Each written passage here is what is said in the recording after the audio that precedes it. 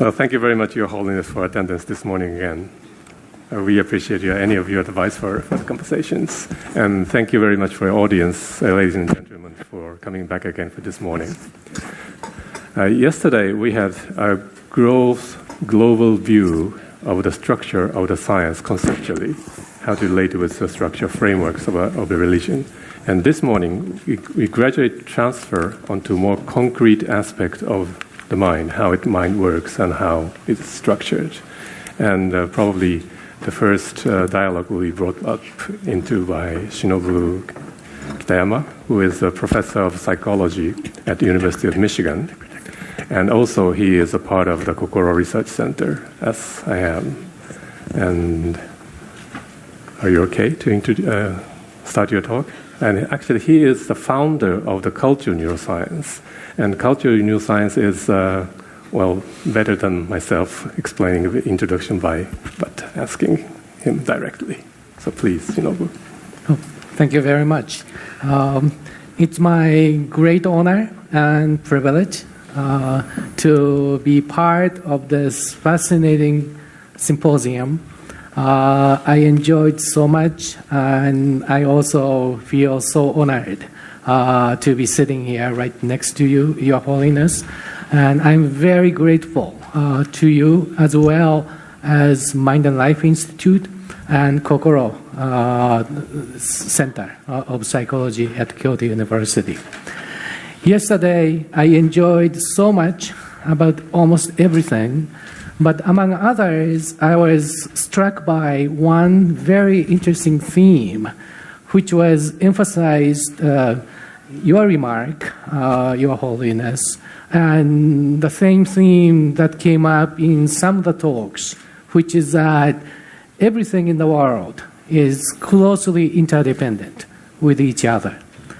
So, for example, yesterday Professor Mori argued that even mathematical objects, the presence of it, meaning of it, definition of it, is dependent on category, which is mathematicians' way of calling environment, which is no different from context. And today, in my presentation, I'd like to push this line of argument one more step and apply it to a human being, and argue that very analysis of human mind may require very close attention to context, both temporal and also geographical, and to make the point that cultural context can be very significant in understanding the human mind. The field I'm...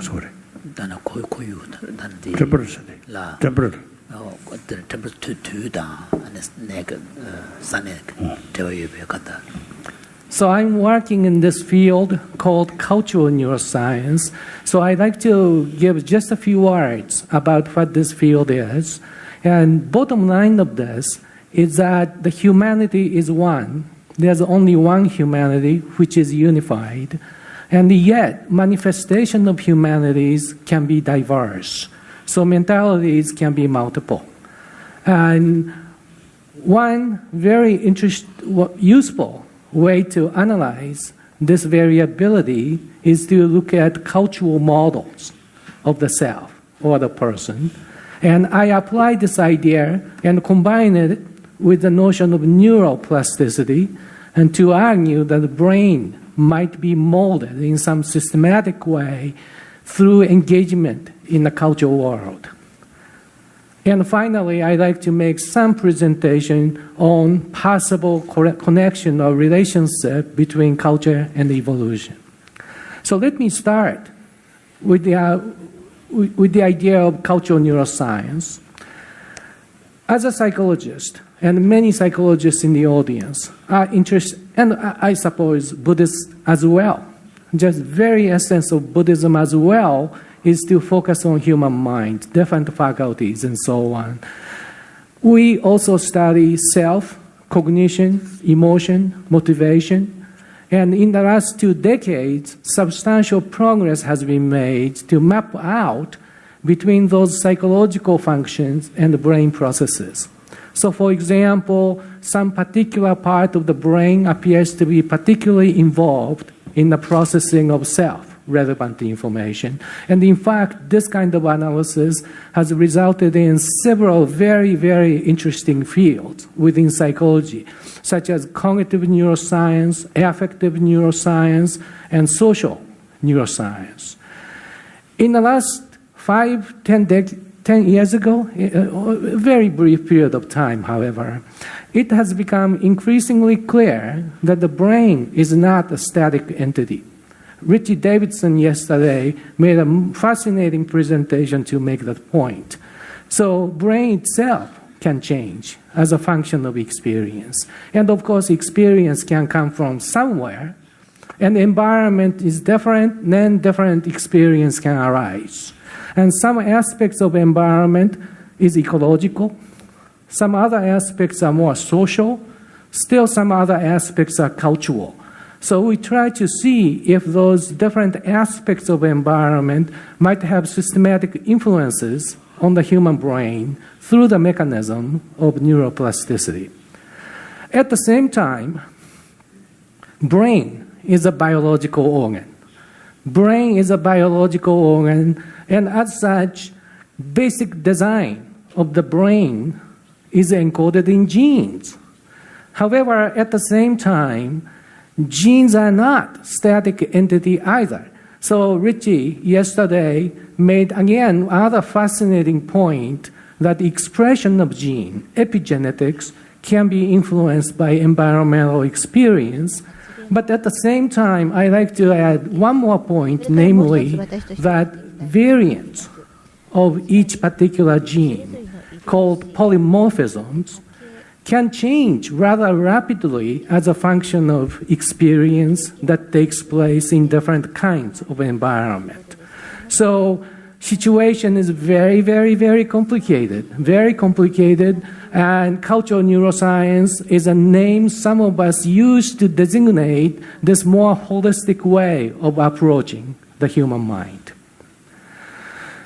In investigating human variability in psychological functions, we found it particularly useful to look into some very simplified models of the person, which are more or less salient in different cultural, historical, ethnic, and religious contexts.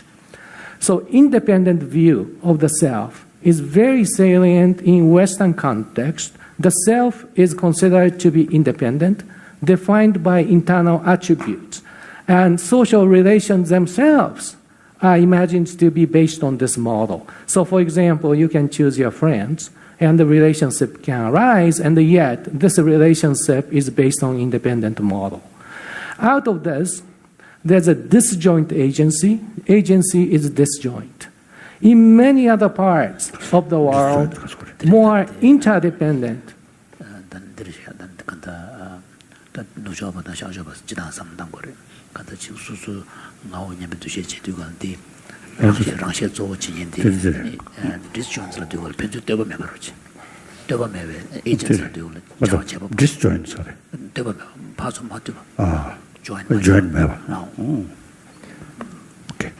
Many other parts of the world, including Asian traditions particularly, more relational attributes of the self are considered much more important.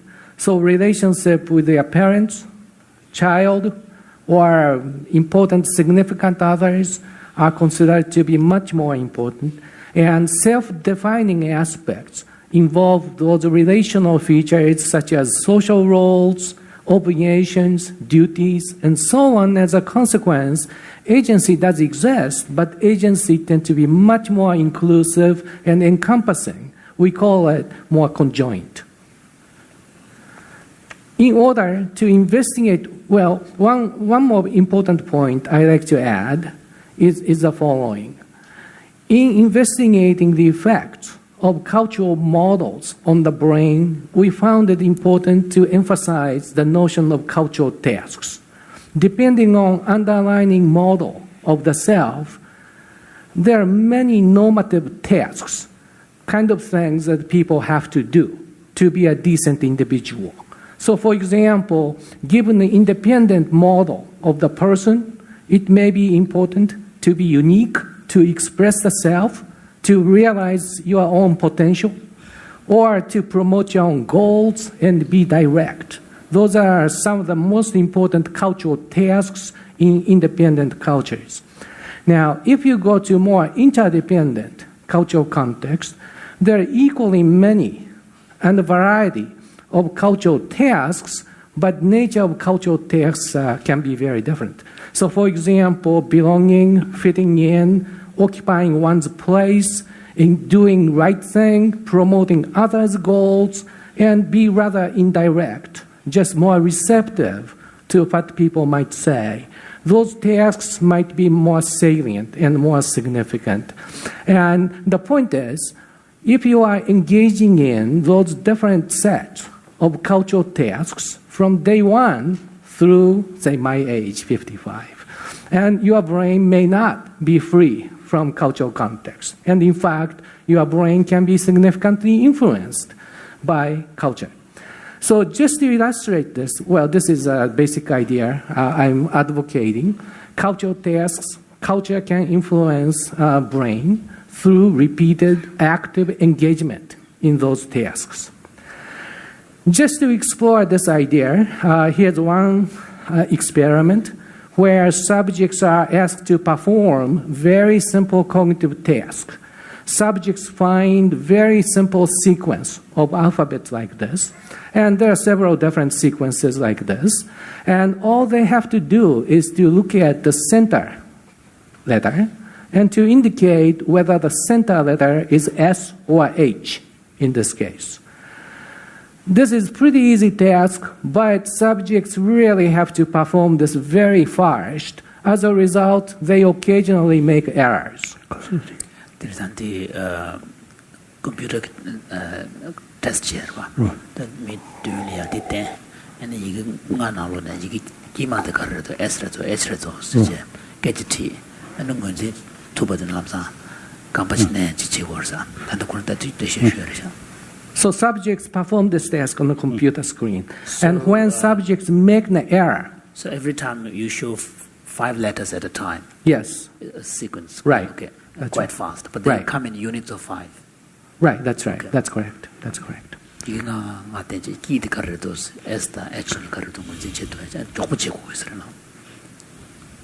And then?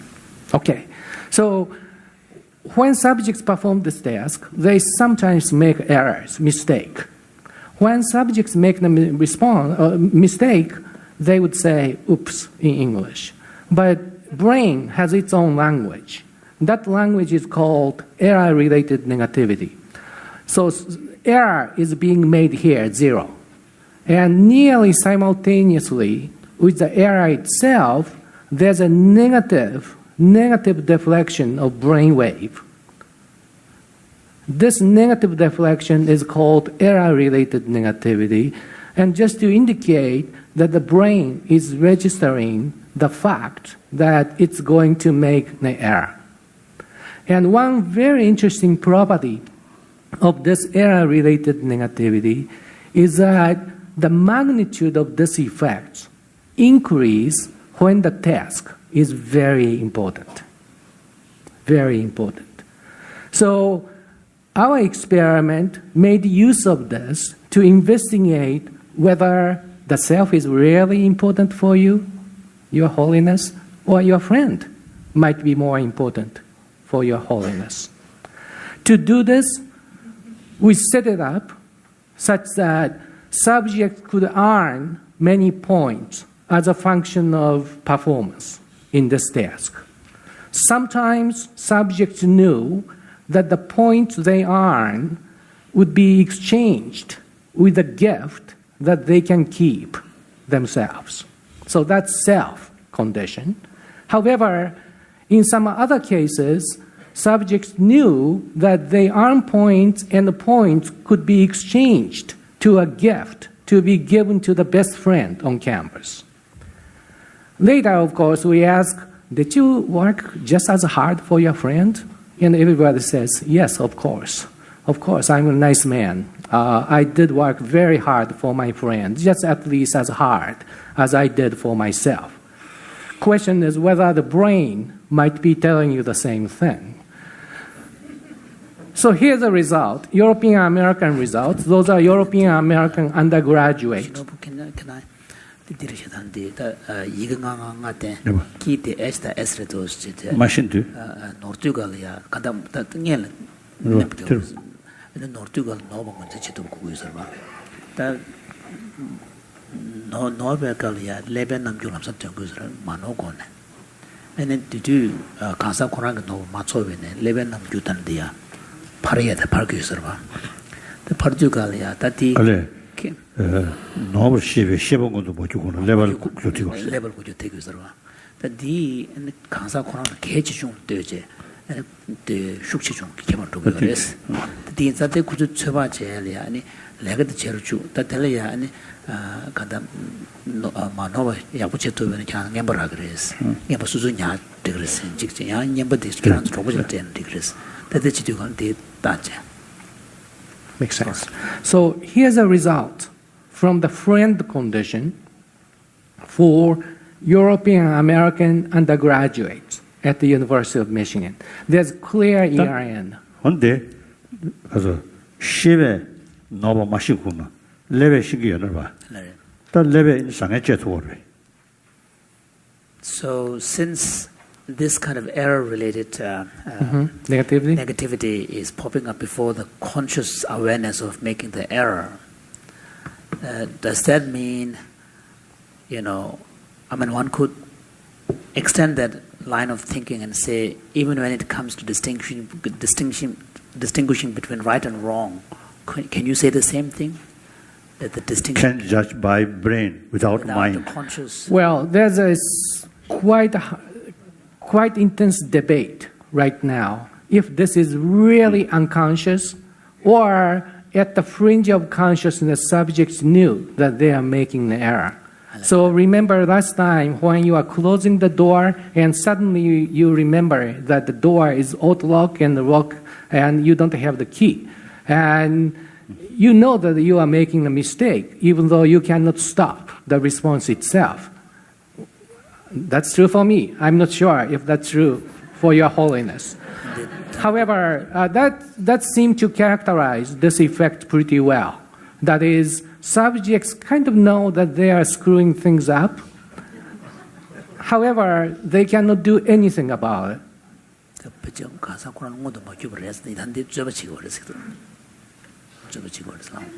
That's an interesting effect. 대표질 옹비시보다 일루티기 쳐가지고 누가 말다. 일루변에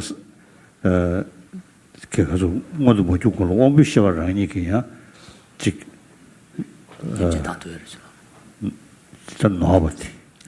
근데 쳐가지고 하는 그래나. So Holiness is wondering, in Buddhist epistemology, we make distinctions between the perceptual processes and the thought that comes after. So maybe at the level of thought, maybe the conscious awareness may not have come. But I think people believe that this is more or less perceptual matching between your expectation of a correct response and brain's automatic computation of their own response. If there's a mismatch, there's this negativity. And that might be conscious, but consciousness is very shallow. And afterward, subjects may recognize that they made an error, and this deep dip called positivity is sometimes considered as a sign of consciousness. Maybe the last speaker, Shinji Mojo, can touch on this in more detail. Yes. And his subject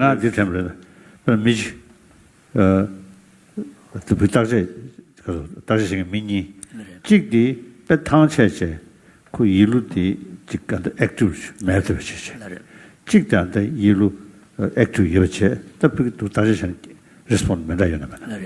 So for example, His Holiness was thinking that imagine two people doing this task. One person is kind of a little tired, the other one is much more alert. So would you see a difference in their response? I think a lot of people show greater ERN.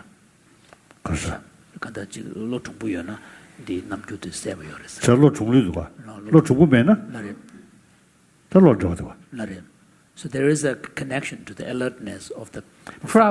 Probably. I'm not aware of any good experimental demonstration right now. However, when the task is very important, for example, you might be losing money when you are making mistake. Under those conditions, ERN is larger. So if importance is related to alertness, surely alertness should be correlated with greater magnitude.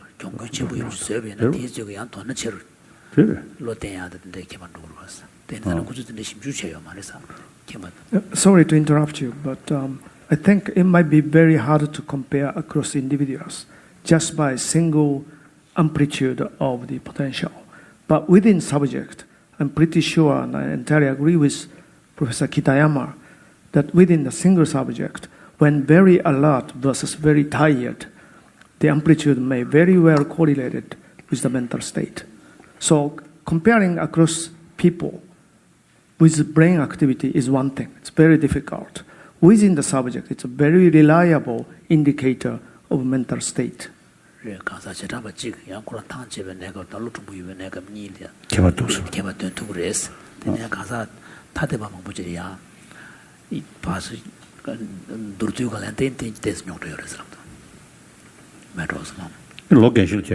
What about, would age be also a factor? Age? Age, yeah.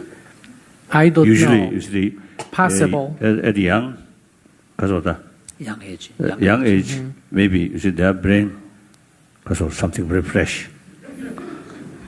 Then old person like me, perhaps I think brain already now a little bit slower. It's very possible. It's very possible. It's very possible.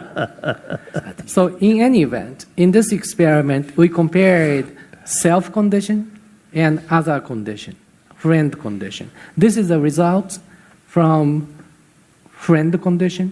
So they are registering error here. However, when we examine the self-condition, motivation, self-centric.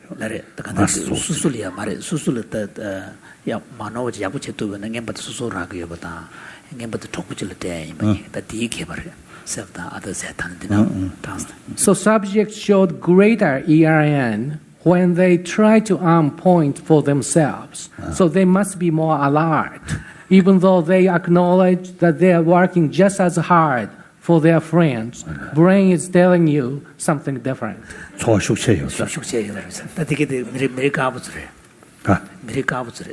European Americans. So now this is the results from European American students.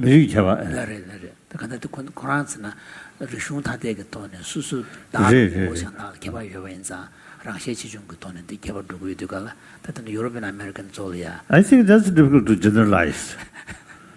I think many American, very altruistic minded American also there, and very self-centered, very selfish Asian also there.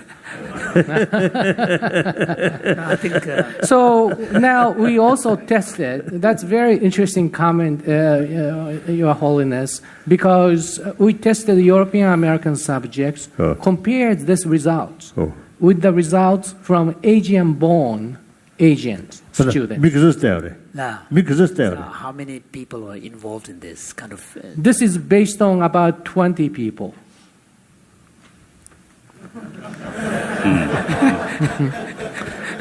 That's pretty standard, by the way. And here, this is Asian results. Another group of about 20 subjects. And what's interesting is that there's no difference here. No, rather shares that. No difference. That means Asians are more altruistic. Well, you can argue that both Asians and European Americans are equally self-centric, but the self is different. Self is defined by the bounded entity for European Americans. Your body is yourself, and friend is separate from the self. But Asian self is more inclusive, more conjoined, so that...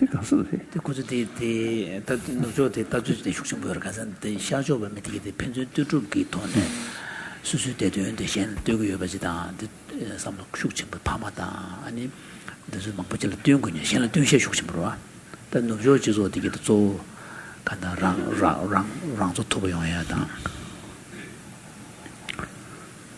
Okay.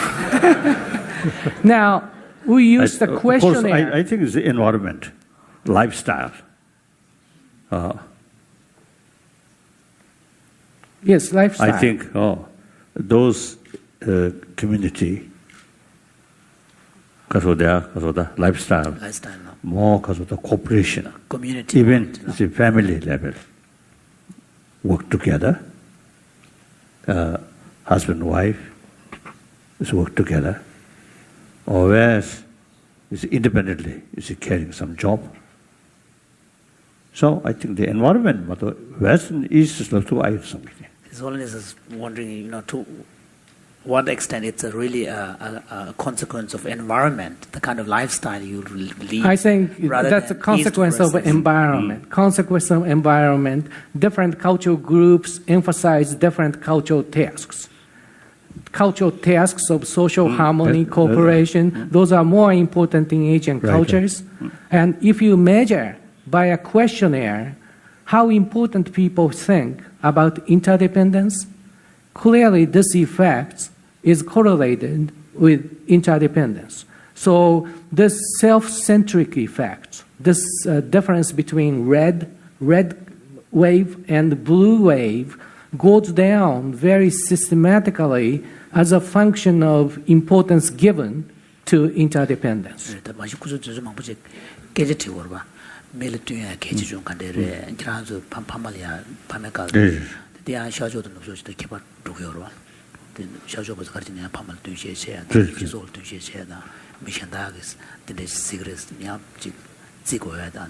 I think Africans, particularly those because of the bush people, I think they are alive. I think the whole group work together. So do you think Africa belongs to Asia or West? Well, I between think, there? I think it's not a matter of East or West, but more of a tasks, people, cultural normative things to do, social cooperation.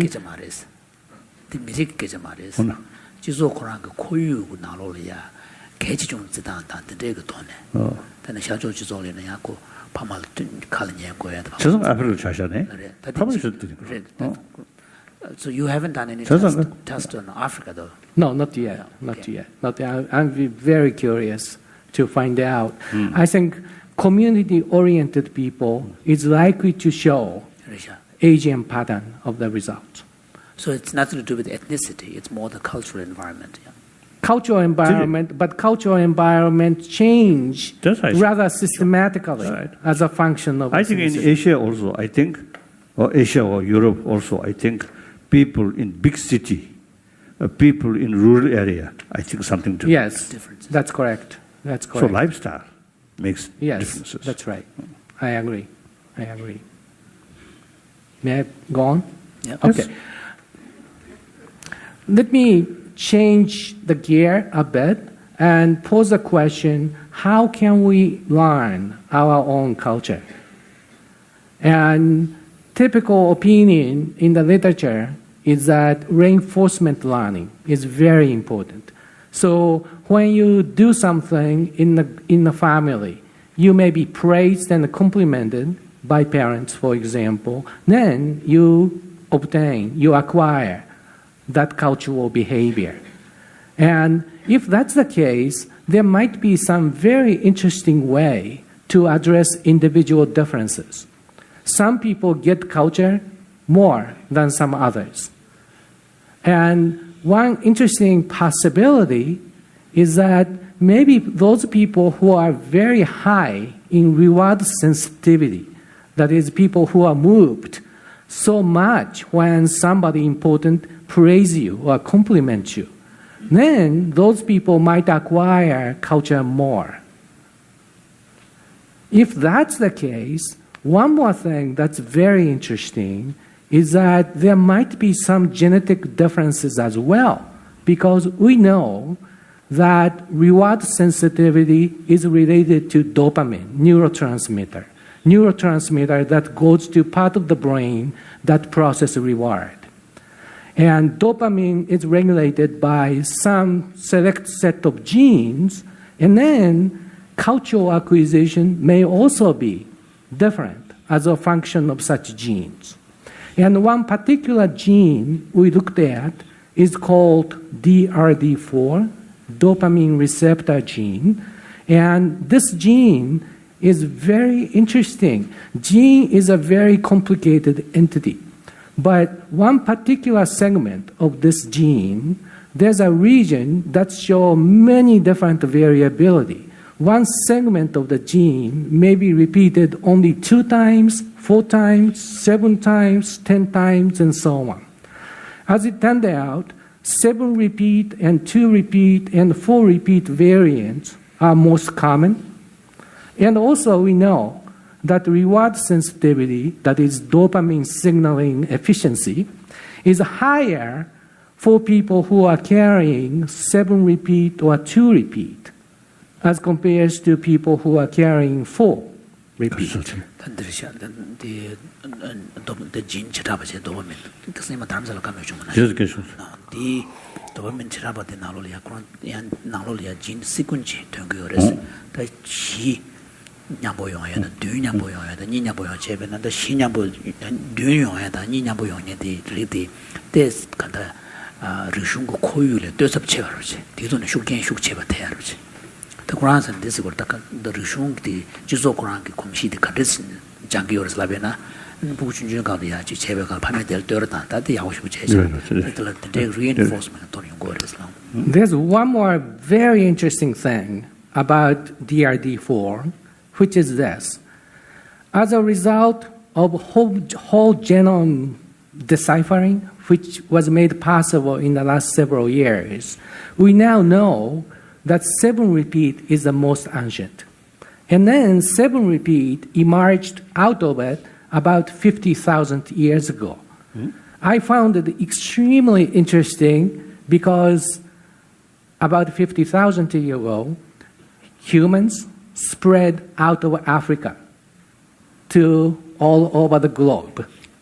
And then 2 repeat emerged about 10,000 years ago. Again, this number is extremely interesting because that's a time when humans began sedentary living form with agriculture. And not only this, one more... DNA. So how do you figure out the dating? I mean, how is the dating done? Well, it's beyond my understanding. However, what happens is that there's entire record of genes for... So as a result of the Genome Project? Yes, Genome Project. Yeah. 200 Europeans, 200 Africans, 200 Asians. And if you analyze genome sequence very carefully, it's possible when some mutations happened and when those mutations that happened have been incorporated into the genome.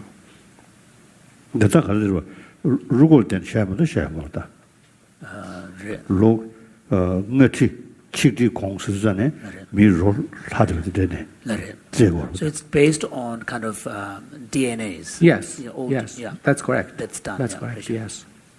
Like kind of. Nobody went all the way back to 50,000 years ago. No, that's not the point. So some cells or some sort of particles, so long, body alive, still there. As soon as it die, there are some of these cells may disappear. Yeah.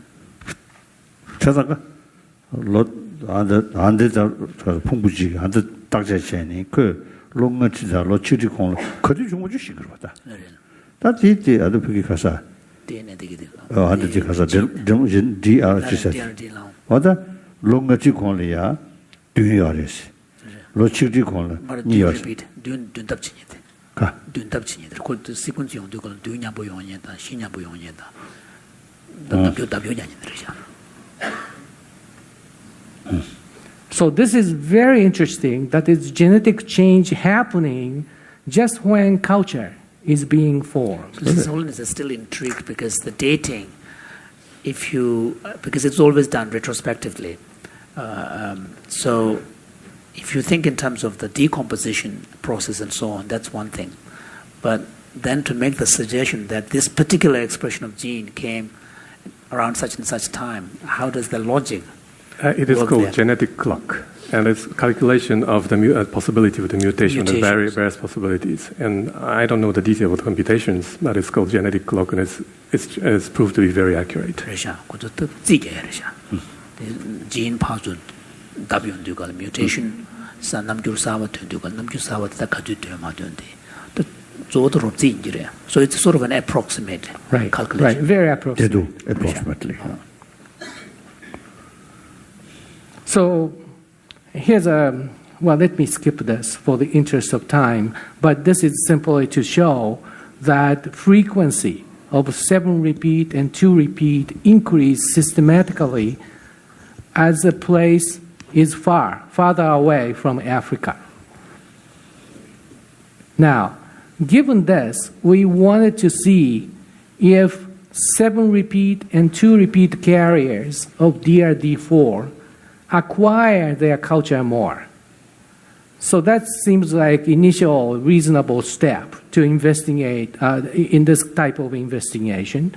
So we genotyped about 400 people, about half of them Europeans, about half of them Asian-born Asians at the University of Michigan campus, and subjects filled out indicators of independence and interdependence. And the result is here. So what you see is that, well, y-axis indicate greater independence, more positive, greater interdependence, more negative. And what you see is that European Americans tend to be more independent. They want to express their opinions more, their interests first. Asians, more interdependent, social harmony more important. Your happiness depends on happiness of other people. And this is true for carriers of 7 and 2 repeat of DRD4. Very interestingly, there was no cultural difference for the remaining people. We found this quite intriguing and took this as an initial evidence that this particular gene or some genetic change must have taken place in the last, say, 10 to 50,000 years ago so that they can form stronger cultural norms, social norms, to make larger group possible, larger group which are not kin-based. And around that time, humans began to create what we know as a culture. So here's very interesting, potentially very interesting case of gene by culture, interaction, and co-evolution. And of course, this is very preliminary evidence. However, I think this is very interesting as well in elucidating the origin of our cultural groups. So to summarize, today I talked about cultural neuroscience and distinguished between 2 models of the self and illustrated possible brain consequences of this by looking at ERN in that gift-giving game. And finally, we explored potential connection between culture and evolution by looking into DRD4. And in the end, I think bottom line is that to understand the human mind, it's really essential to understand fundamental interdependence between brain, culture, and even genes. So even what you might call independent mode of being, American individualism as the most prototype, even independence is based on close interdependence. And interdependence is the fundamental cornerstone of the human presence. Right. The correct ERN study. No. DRN. Dear the dopamine error related negativity. Right. Thank you. Thank you. Wonderful.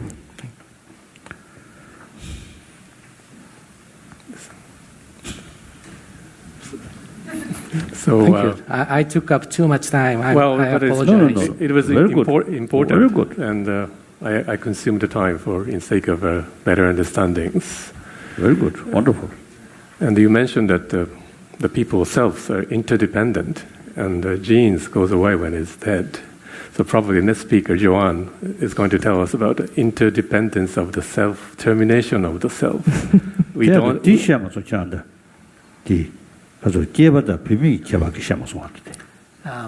One thing that you didn't really bring up is if there is any difference in the models of self between genders.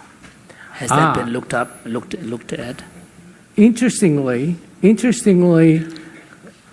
well, in some ways, clearly women are more interdependent because of biological functions, probably.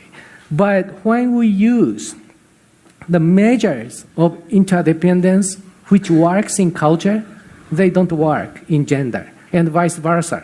So ways in which women are interdependent may be different from ways in which, say, for example, interdependent people such as Asians are interdependent.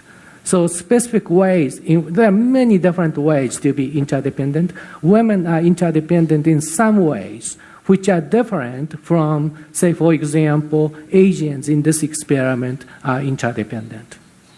And right now we don't know anything more than that, but very interesting. All right, thank you very much. And Thank may you. I invite the next speaker? Thank you.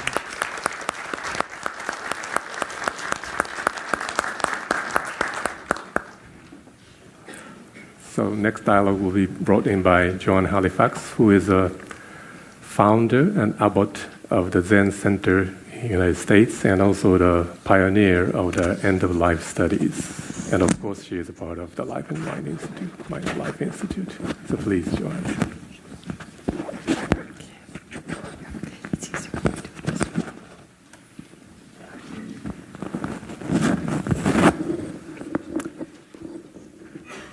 So nice to see you.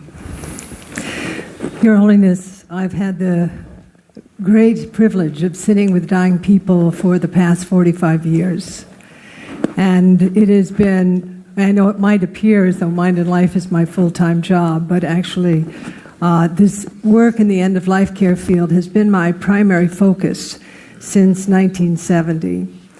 And in the course of that, it has been very clear that not only are dying people suffering, but also clinicians are suffering as well. And I'm speaking specifically in the Western context. I can't speak about Asia, though I have taught in India, in Malaysia, Japan, but I can speak with a great deal of experience, from a point of view of a great deal of experience in terms of the United States and Europe.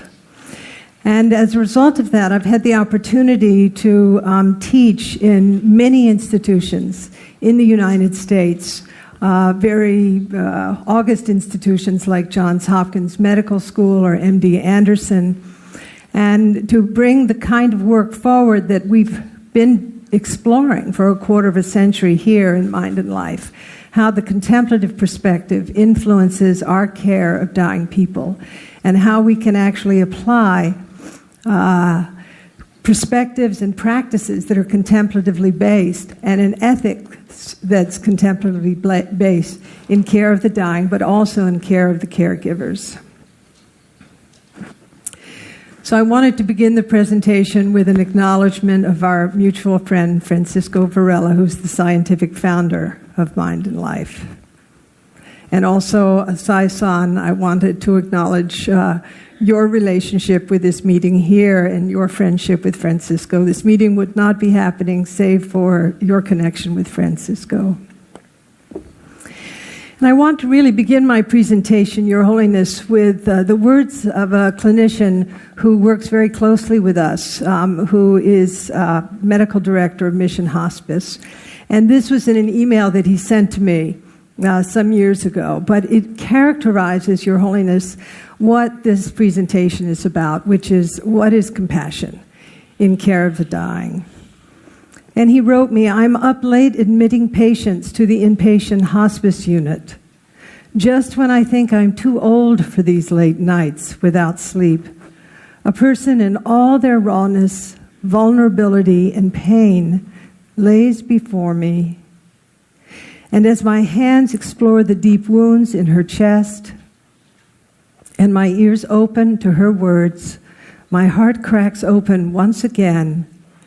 And this night, a sweet 36-year-old woman with her wildly catastrophic breast cancer speaks of her acceptance and her hope for her children. And she speaks with such authenticity and authority. And her acceptance comes to me as the deepest humility a person can experience. And then, again, once again, I remember why I stay up these late nights and put myself in the company of the dying.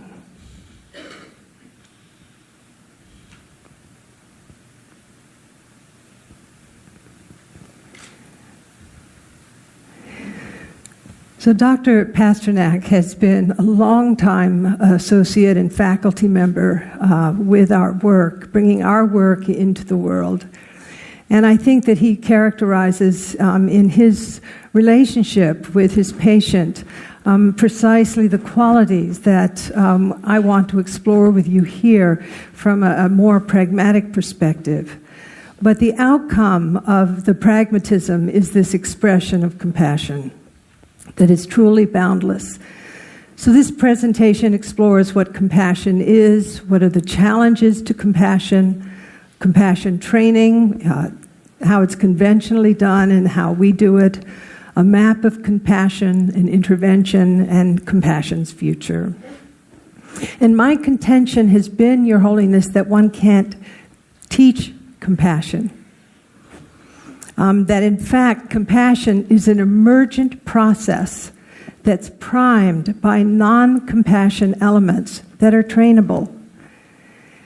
And so what this presentation explores is a systems-based heuristic map of compassion that is nonlinear, context-sensitive, and composed of the following elements: attention and pro-social affect, ethical intention and insight, and very importantly, embodiment and engagement.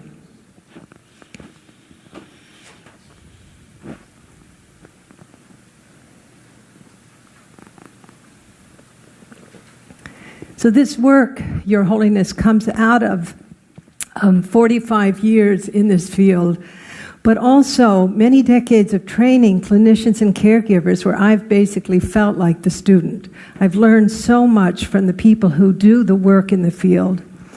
And I also want to credit Mind and Life, because I can honestly say my access to these august institutions, to these very renowned institutions, would not be possible without the neuroscience and the social psychology which is underlying the work that I'm presenting. And in fact, you'll see a very essentialized exposition of the work, but when I have more time going into the social psychology and neuroscience, because of what Mind and Life has done, the work that Richie and Antoine Lutz, Tanya Singer, of course, Francisco has made a huge impact in the medical field, which of course respects evidence. I'm not going to get this work into the medical field based on religion or spirituality. It will really be in the vehicle of science. And then Eastern perspectives on compassion, which has been an area I've been involved with for many decades. So in the most simple way, compassion is considered to be the capacity to actually attend to the experience of others. Attention is really critical. And then to feel concern for others. And then to sense into what will serve others, and then potentially to be of service. So it's a very essentialized definition, but as you will see, it characterizes the elements of the map that I'll be sharing with you shortly. Now, there are very serious challenges to compassion in healthcare settings. And our goal, of course, in working with people who have catastrophic illness is to alleviate the suffering or the total pain of those who are ill, to also be with the suffering of family members and friends, because as Dr. Kitayama was so clear about, dying is happening in a social context. And also to realize that social context includes as well the caregivers that are professional. But what we see in the United States is that there are high rates of stress among caregivers, including this stat, which is up to 60% of practicing physicians report symptoms of burnout, emotional exhaustion, depersonalization, and a low sense of accomplishment. And this burnout is actually related to the poor quality of care of patients. So this has to do with patient dissatisfaction, an increase of medical errors, lawsuits, and a decreased ability to actually be compassionate. And Your Holiness, burnout happens very early in medical education. Nearly half of third-year medical students report burnout. And there's a strong association between medical student burnout and suicidal ideation. And what is even more disturbing is to actually look at the statistics related to suicide among clinicians. For male clinicians, the male clinician is 1.41 times more likely to commit suicide, and the female clinician 2.27 more likely to commit suicide. So these stress areas have been broken down by me into various components because it's, from my point of view, really important to identify the issues that clinicians face before we even introduce the notion of compassion. It's the recognition of their suffering that is essential and the qualities of their suffering. And I identified 6 main states that I think are really critical for us to further study. One is pathological altruism, which is when altruism actually harms oneself physically or mentally. Vital exhaustion or burnout, which is cumulative work demands and stress. Vicarious trauma, which is dysfunction that arises from prolonged exposure to suffering, very similar in symptoms to PTSD. Moral distress, which is an area that I've focused on and recently with colleagues have published important, I feel, journal papers. And this is anger that's provoked by a real or perceived violation of an ethical standard. Excuse me. Horizontal and vertical hostility, and this is when there's basic bullying behaviors that are vertical in nature, for example, doctors bullying nurses, or horizontal hostility, and this is when, for example, nurses treat each other disrespectfully. And what we know is that 15 to 20% of nurses in the United States leave the nursing profession because of bullying. Each other, not just the vertical. And finally, structural violence, which is a term characterized or created by Johan Galtung, which is about systemic discrimination. And that is when people who have particular sexual preferences or races or a lower SES do not have access to services that they deserve or are treated in ways that are not only disrespectful but harmful. So it's very critical that there be compassion training in healthcare. Healthcare in America is often referred to as a system that's very broken in spite of our high technological expertise. And what we've done is to discover that compassion is not valued, in fact, in the Western healthcare system. It's not well understood. And it is also often termed in terms of when people are compassionate and not regulated, compassion fatigue. So compassion fatigue is looked on as something that is threatening or ominous. But in fact, people do not understand the difference between empathy and compassion. And what we know from the work of Richie and Tanya Singer, Chuck Raison and others, is that compassion actually enhances a number of features, creates greater robustness in those who experience it. For example, I reviewed the slide yesterday with Richie to be sure I wasn't off target, but the brain-heart resonance, the enhancement of prosocial emotions and social connectivity, gamma, states of awakening in the brain, enhances the reduction of inflammatory and negative mood response to stress, even in novices, and it probably enhances lifespan by being a buffer against stress. But all of this sounds very good, but we have to see it in the context of understanding what compassion is. Now, another thing is that compassion, when it is trained in a medical setting, is trained behaviorally. In other words, the outer behaviors associated with compassion are what are trained. So this is a cartoon. It's a joke, and it says, "Of course I'm listening to your expression of spiritual suffering. Don't you see me making eye contact, striking an open posture, leaning towards you and nodding empathically?" So that's, in general, the signs of compassion or the behaviors of compassion that are outer, that are trained in clinicians, but have nothing to do with the inner state of the clinician. And we have...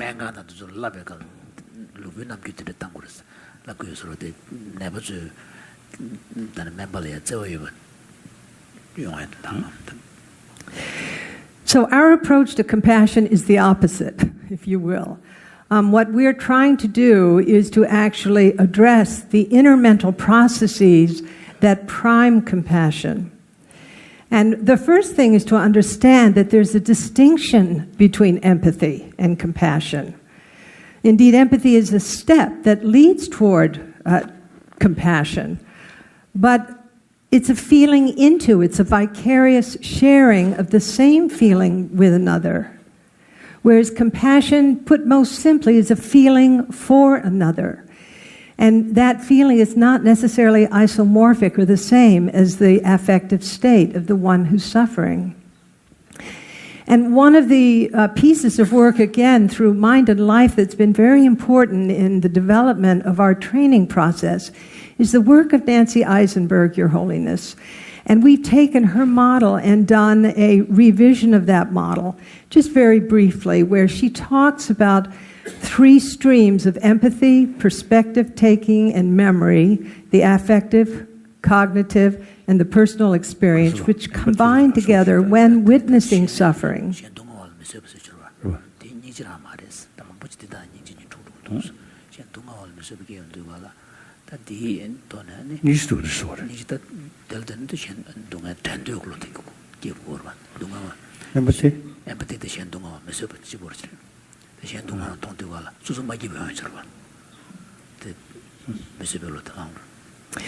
These 3 streams from Eisenberg, and it's also her work is deeply influenced by Daniel Batson.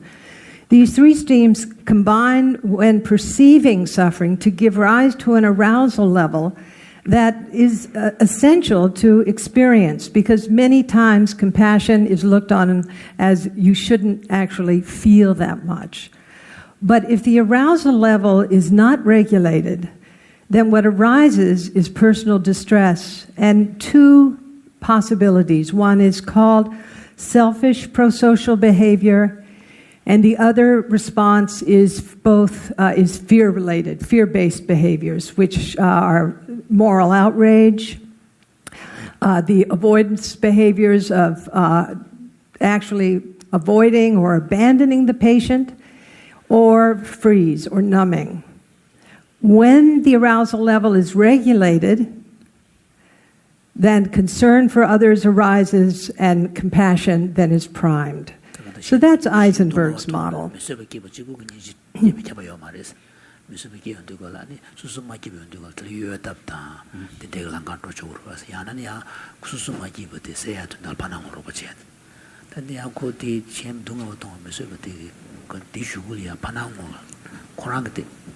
단 메시브 계속 되게 대전 상담자 그 동안 상담자 대래야네 동안 텐데서 로시게는 되게 슈골은 이제 초 루그레스 다들 아이젠버그 게시했대 뭐 배셔 재미있어. So, Your Holiness, another important feature which was brought to my attention by Tanya Singer during our small meeting on compassion in Michigan some years ago. And this is when Tanya made the point in her research with people suffering from alexithymia, which is an autism-related disorder, that the same neural networks were involved in the capacity for interoceptivity, that is, reading one's visceral processes, as in being able to sense into the experience of another, or empathy. And people who suffer from alexithymia are both very low in their capacity to be interoceptive and also to be empathic. And when it was like an aha that went off for me, because what I realized was how often disembodied clinicians are, how distant they are from their own somatic experience.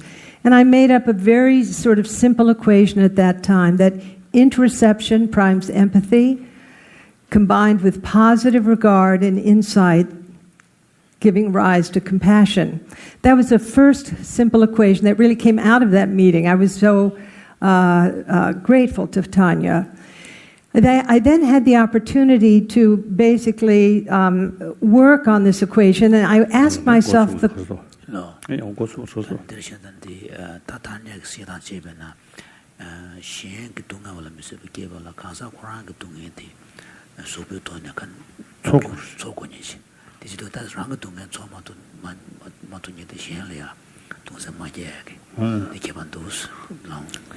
I asked myself three very simple questions. I said, can there be compassion without attentional and affective balance, without altruistic intention and insight, and without embodiment and indirect or direct engagement? Very simple questions. Of course, the conclusion was no. All these processes, I recalled, from the point of view of my own contemplative experiences, are trainable. And then what came out of this were three interdependent training axes, because what I also recognized is that all of these processes, Your Holiness, are interdependent. They're also inactive. They're happening in a social context. They're happening in a physical environment. So I actually called the first version of this model an heuristic inactive model. But the training axes include the attentional and affective domains, the cognitive domains of intention and insight, and the somatic domain of embodiment and engagement. And of course, this is a heuristic process, so this is how we train clinicians to actually recognize these domains and to train in these very specific domains. So the attentional domain training has to do with the cultivation of attentional stability, and this is in order to actually recognize suffering, and also to be able to turn one's attention to one's interoceptive processes. We've also learned from recent work of Adamson and Rebecca Todd that affect biases attention and attention biases affect.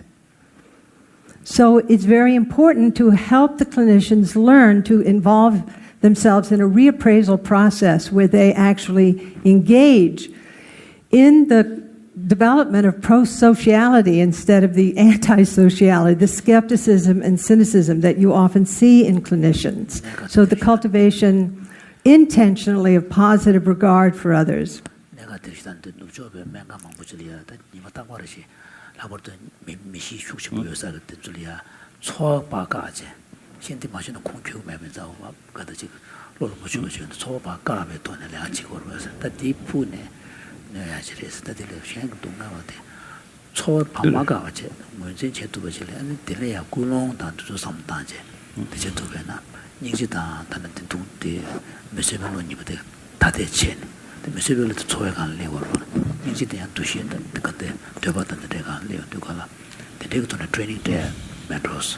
So in addition to the kindness aspect, the positive, the pro-social regard, to actually train people how to be in affective resonance, to engage the experience of empathy. Also, from the point of view of the cognitive domain, it has been essential to, if you will, reinitialize the issue of intention. That is, that there's an ethical perspective that primes the care of others, and that this work is about the development of a deep moral ground with a moral imperative, the cultivation of moral sensitivity in order to prime a moral character. So this is a very important element excuse me, in the training process, and we have a tremendous amount of content on this. In relation to insight, another cognitive domain, we train people in the role of metacognition, self-awareness, the value of the value of perspective taking, and very importantly, Your Holiness, again, from the work of Mind and Life, has been the value of being able to distinguish self from other. So if there's an over-identification with the other, the arousal level goes into absence of regulation. In addition, an insight, excuse me, an insight into the truth of impermanence, of interconnectedness, the value of happiness, and another issue in the cognitive domain, which is very difficult for clinicians to understand, but this is opening up to the importance of not being attached to outcome.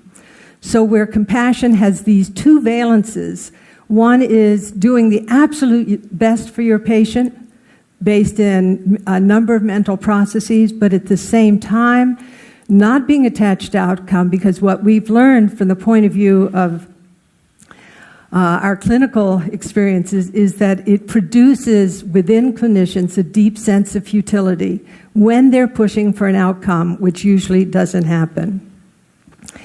Finally, the somatic domain, Your Holiness, which is the embodied domain, which is training clinicians in being really grounded so equanimity can be present and viscerally attuned, priming empathy, and then engaged.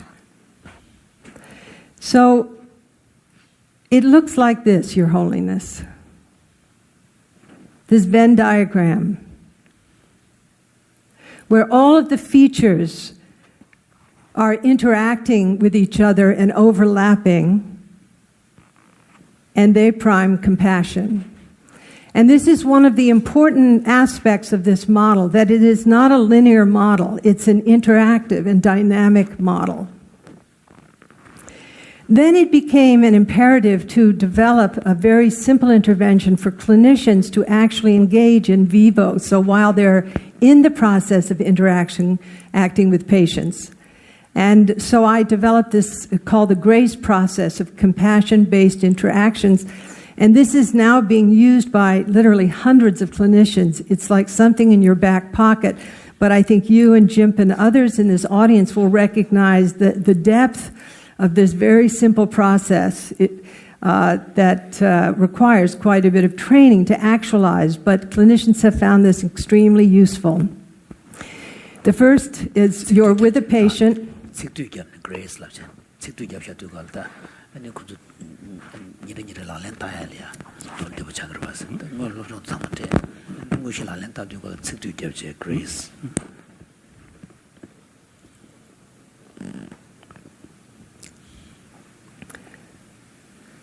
You're with a patient, so you gather your attention, you recall your intention. You attune first to yourself in order to see your biases, which one can do by attuning somatically, affectively, and cognitively, then attuning to others. This is the opposite of what most clinicians do. They attune to the other and not recognize their biases.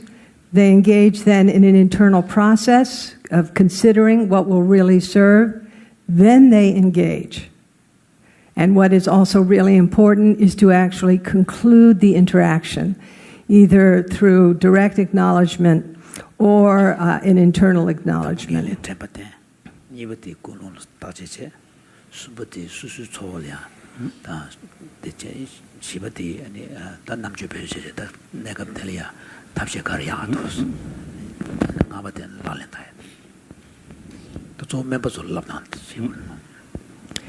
So in summary, Your Holiness, those who are ill usually feel that's essential that they are not only cared for, but cared about.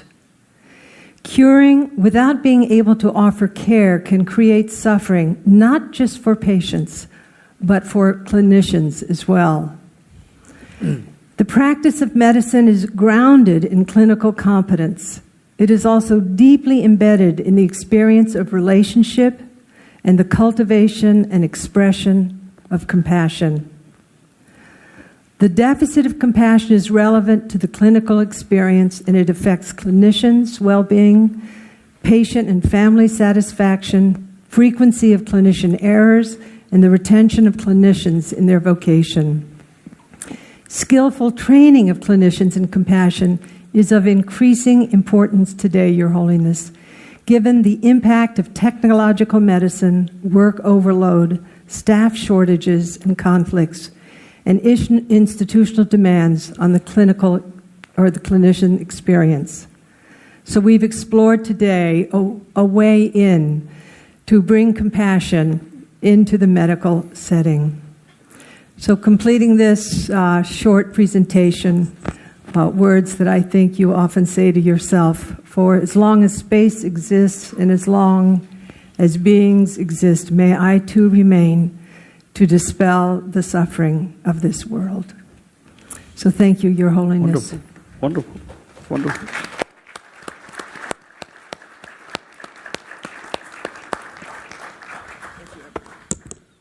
Thank you very much.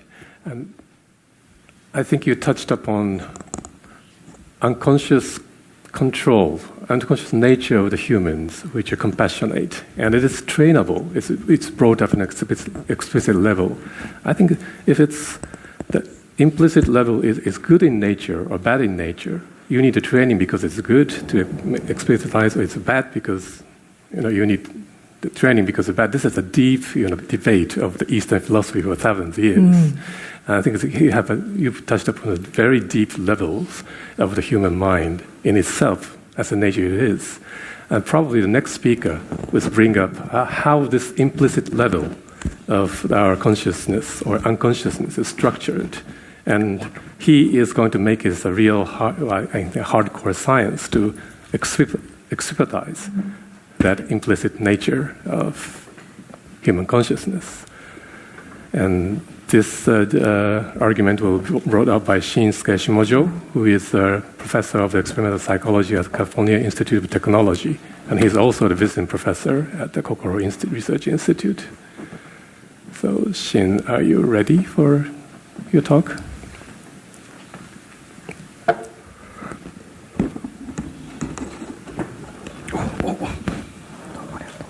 Thank you so much. So please. So, Your Holiness, it is my greatest pleasure to meet you. And I'm very, very excited and feel very happy to have this opportunity with you. Of course, I would like to thank all the organizers and everybody sitting here to give me this opportunity. So this is my title, Implicit Mind and Sympathy. But I would like to directly jump into this illustration. And this is sort of like my icon summary of the entire talk. Your Holiness, as you may know, or you may have heard already, explicit conscious mind is only a tip of iceberg. Okay, it's a very small tip of iceberg. Why?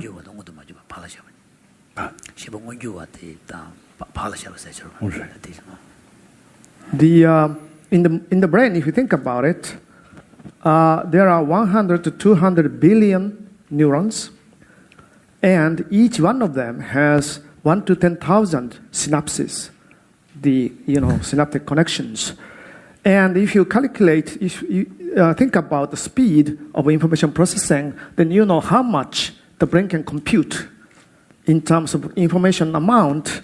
And if you think about how much you can consciously access in a second, okay, then you know that this illustration is already biased in the wrong direction, meaning that I have to actually increase the level of water to even higher, and maybe just single point is in your consciousness. Okay, so why is this relevant to me? Because I've been in implicit mental process, but towards the end, Your Holiness.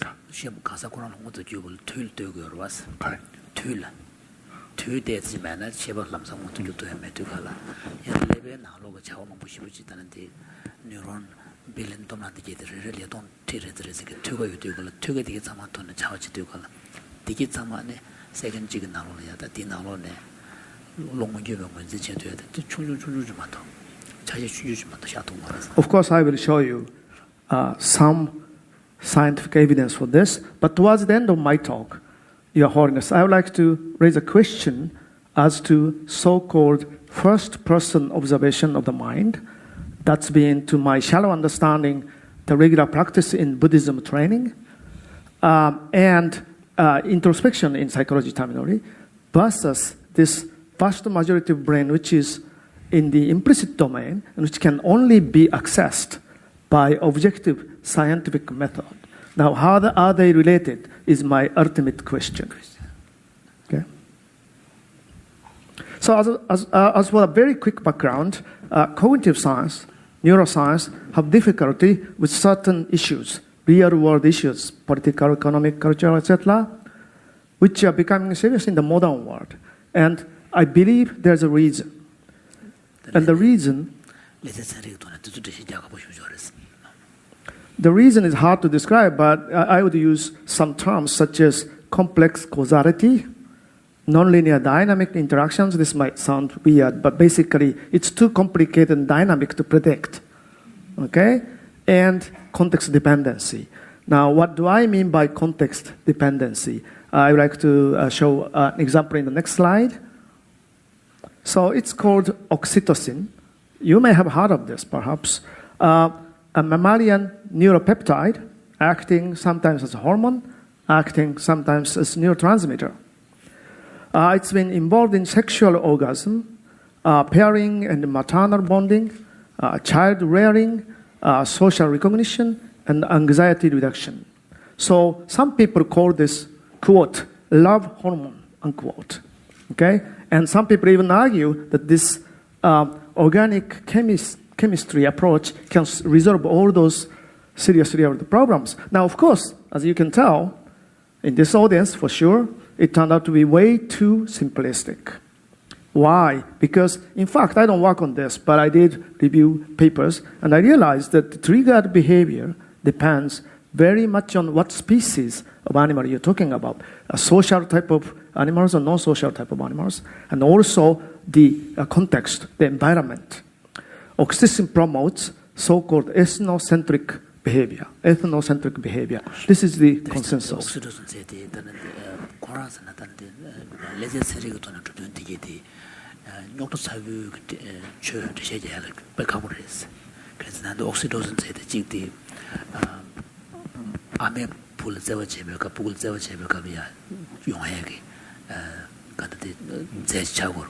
자두걸도 텔리아 제원한데 제 자두 개좀 지기 어렸어. 그래서 이내 야그 제 다가랑 그냥 자원신다 지거렸어. 그래서는 수수 랑졸로 제와다 샤졸로 당와서 되느냐 보이고 그랬어. So basically I'm saying that it's not that simple. And by ethnocentric I mean oxytocin sometimes increases more empathy, more friendly behavior within the group, but sometimes indifference, suspicion, rejection, and sometimes even aggressive action to outsiders. Okay? So at least in principle, oxytocin can increase love, but at the same time, it can promote a war. Okay? So this is what I mean by context dependency. So as for the guideline principles, I would like to say neural processing is largely implicit or subconscious. And implicit processes drive the explicit or conscious content of mind. They can operate independently of conscious process, such as logical thinking, but this is a key point. It is the implicit mind is highly susceptible to context. Why? It's because a lot of stimulus from environment.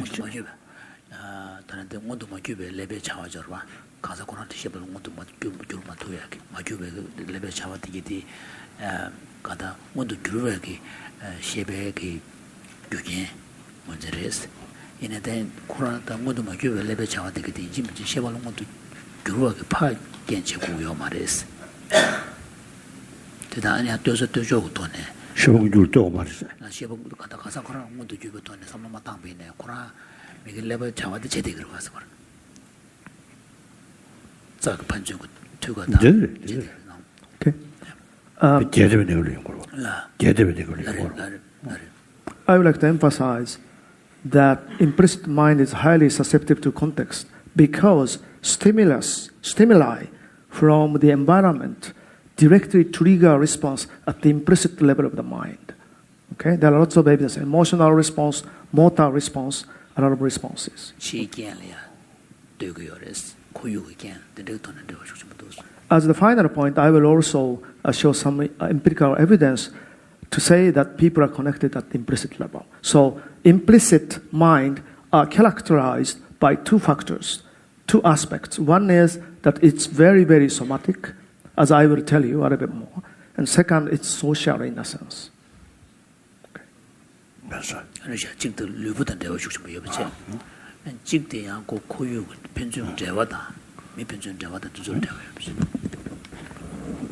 Just come back to this iceberg again. This is my favorite picture. Let's apply this to memory as an example. Perhaps everybody understand, that explicit memory means you can recall. Implicit memory means you cannot recall consciously, but if tested, your behavior indicates that it's you remember. So for example, if you deny that you cannot do bike riding, I can test you with putting you, by putting you on the bike ride in the slope, and then it turned out that you can bike ride, then implicit memory still restores this skill. Now, recognition is an interesting case because if I ask you or any of you to name your closest friend in the class in the elementary school, sometimes you cannot retrieve from your memory. But if somebody pointed out this should be this person, the name, then that's the one that was tip of the tongue. So that's recognition. So recognition is interesting because it's sitting somewhere between explicit mind and implicit mind, and this is a great example to indicate that the threshold between explicit and implicit mind fluctuates sometimes. There is a gray zone. Okay, and this is just an example. It is not limited to memory, perception, as Jay talked yesterday, and decision-making, emotion, many things, there's a similar structure. So implicit brain processing leads to conscious experiences. This is the general principle. I'm not the only person believing in my field. Okay, just to make sure. So in this, can we go back to your Sure. slide? So now in this model, you have sometimes situations where you recognize someone but don't remember the name. Correct. Where would that fit in this Yeah, so relation? that's sitting here, exactly this recognition. recognition. So it's somewhere so in fact, in the literature, some papers treated recognition as indicator of explicit memory, but some other papers using it as implicit indicator of memory. It's interesting because you cannot recall. That's one sign that it's not explicit memory in the strict sense. But when I show this, which one do you think is your classmate's name? Then you can correctly answer. So there's memory hidden in your brain. So it's explicit and implicit at the same time. No?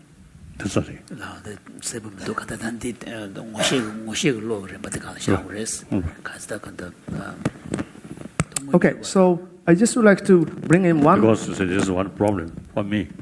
I can easily recognize this person. But name, difficult to remember. So therefore, you see, sometimes, particularly here in Japan, you see, they fond use it because of Ginto. Yeah. I think that's business card, name card. that's one of the many common so symptoms. then I felt no use. I will not remember their name, but their face I remember. We call it professor syndrome as well. And then the professor Mangelia, the Same problem. Mingural professor Nazas Lagoris. I see.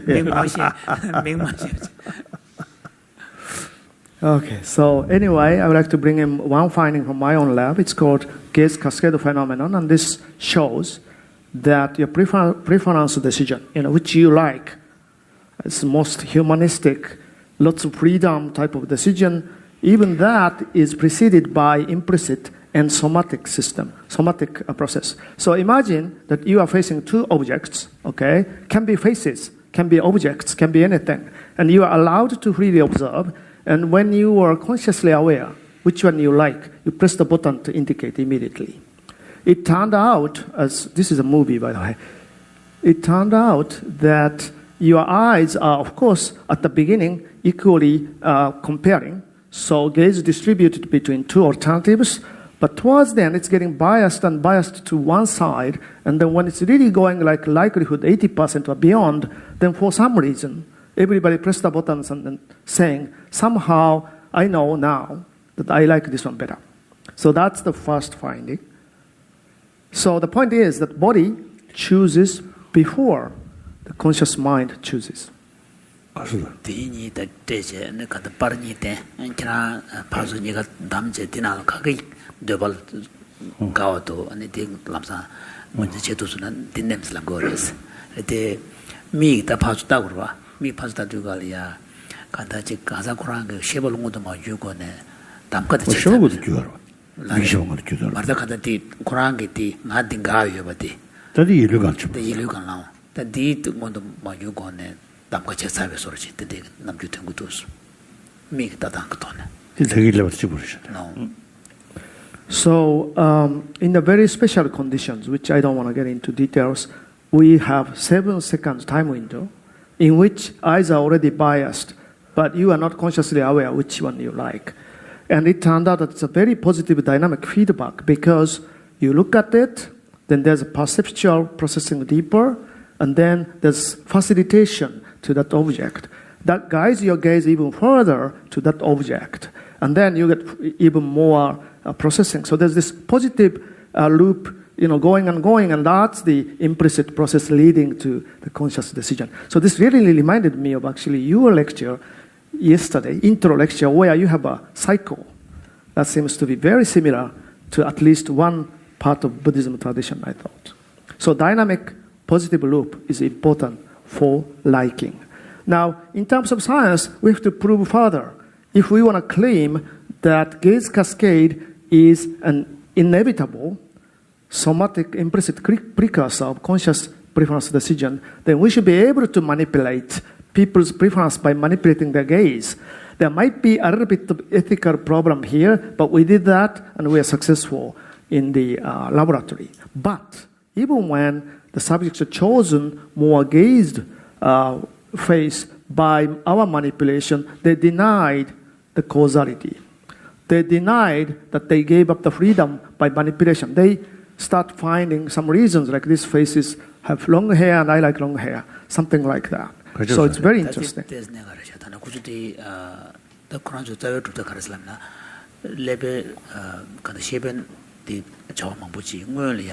가사 코로나 longo도 뭐 규에 레벨 차와 체제 남시 지리야 뭐 육셰바 기기도 슬거워 대대지 두걸 다는 빼는데 빠르니 나는 수수 가르에 되바체도 담쇼스 랍디고라 가사 코로나 담바디 마신콘 어디 가도 삼삼지 롤 마제 콘리아 미기 따당 것도네 담고 여버지 롭스 고치고 요레스 대대지 두걸 다 군주 미디 따당들이 군주 교와 당제 얘는 디토는 담발이야 교원 누구도 했다 두걸 담걸 교원 누구 요레스 Rete casa Quran ke tu kala di game mi te manga ta wa kyun jeng ti che mes chen la kutus. Okay. So, people don't know why they choose that one. They post-deductive way, so sort of retrospective way, construct the causal reason. Now, this is interesting as an experiment, but is this anything to do with real world? So I would like to introduce this interesting case of a flea who gave up jumping. I wonder, Your Holiness ever heard of this, but if you put that flea with small glass cup, then of course he or she jumps, each time punished by the glass, hit hard. Eventually, the poor animal gave up entirely and never jumped, even when the experimenter removed the glass, still staying there. Okay? Now, there's some evidence scientifically to show that even insects' innate reflexes can be eliminated entirely by training, by conditioning. So this is scientifically probably true. And in fact, in developmental psychology, educational psychology, clinical psychology, there's this term called learned helplessness. And this is exactly the case. What is very fortunate to observe in these days in modern Japan is that there's an increasing incidence of light degree of depression, mostly in younger generations, and it's probably characterized as learned helplessness. And in 2010, the government calculated the financial loss by this depression, and it's minus $25 billion US. Money doesn't matter. This reduces people's happiness. Can you explain learned helplessness in this okay. context? You try, failed. You try again, failed. You try again and again and again, all failed. You kind of learned that your trial is meaningless. No reward is given. So that's learned helpless status. So I just try to say our study is interesting in terms of, for instance, think about philosophical question of freedom, but it has some relationship to the real world. For instance, you can think this way. What is the happy state and what is the depressive, unhappy state? One can argue from our finding that the difference between healthy, happy, and sick or not happy should not be considered as that of mental state, static states, but rather a dynamic loops, but positive loop versus negative loop. So in this case, this is the healthy condition. You explore every day, finding something small, slightly interesting, that's giving you a reward in the brain, and then it gives you more motivation to explore.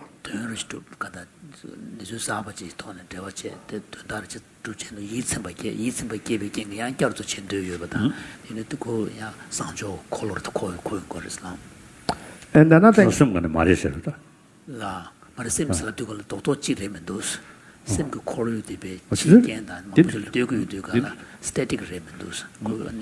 and another thing I would like to add is that this loop includes not only the body but also the social environment. Because people cheer up. Why don't we run in the morning under the sunlight? That kind of things can really jump from this left side to the right side. Okay. As for the social environment aspect, I would like to bring in another experiment from my own lab, and it's implicating that people are connected at the implicit mind level. And Cochrane experiment is our nickname for this experiment. Cochrane, as some of you may know, it's a sort of half-joke parapsychological gameplay to read out group implicit mind. But in our particular case, two participants are pointing to each other like this, and the instruction is to neglect the other finger, just try to be as stationary as possible. Both sides. But our own 3D microscopic finger movement measurement indicates that even if both sides are trying not to move, their fingers are synchronized in the microscopic level. Okay, from the beginning. But another thing we found is that after some social interaction, in our case, it's called cooperative training, because in this training, one is moving fingers randomly, and the other has to follow. Okay? The leading guy is also need to read the other mind so that it's easy to follow. So it's like an orchestration of behavior. Then do this task again. Neglect again. Just stay there. Believe it or not, this implicit finger synchrony is increased. But only after cooperative training, but not in non-cooperative training or anything else. Do you think it happens?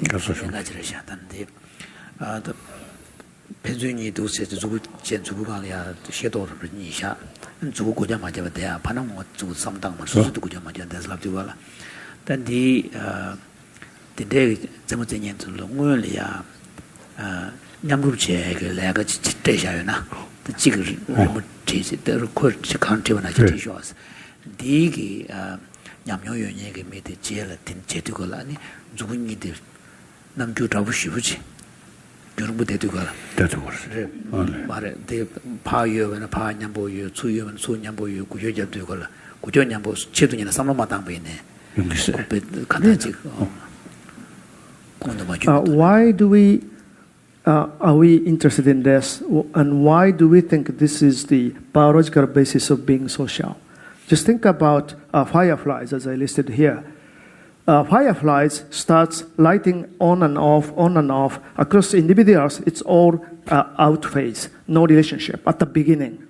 But if you stare at them a little while, it's getting synchronized, on and off together.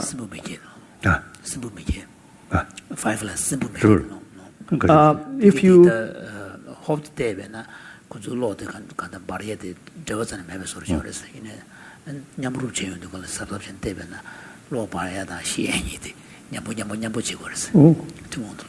the same applies to frog singing, bird singing, and even human gating, because if a couple are walking together in a very good, lovely relationship, their gait tends to be synchronized. There are evidence for this. So we thought this is interesting. We can use this as a tool to increase cooperativity, and what kind of activity increases the cooperativity is an interesting question. But what happens between the two brains? That is the question that we wanted to really address. So I just wanted to show this one technical slide. This is the leader's brain. Just in the training, it's leaders. Yeah. This is the follower's brain, but the neural data are in this test, not move at all, after this cooperative training. Now these lines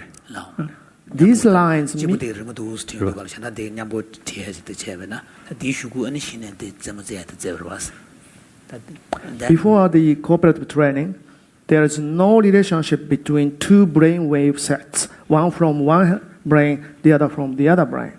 But after this cooperative interaction, I think it can be just chatting, it can be singing together.